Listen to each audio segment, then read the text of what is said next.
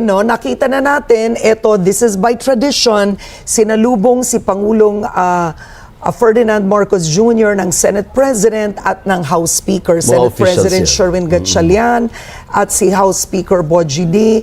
At kabilang ang ilan pang opisyal. That's Congressman Suarez. Yes, Congressman Suarez. Congressman Libanan, Minority Speaker Faustino D. Yung kanyang anak, nandun din, KD, kasama sa sumalubong. This one, I think, this is Senator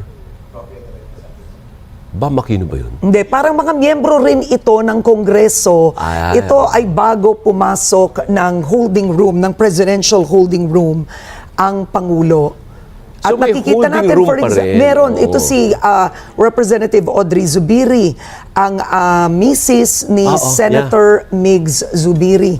So posibleng ang ilan dito ay members of Congress, ito ang kumbaga mga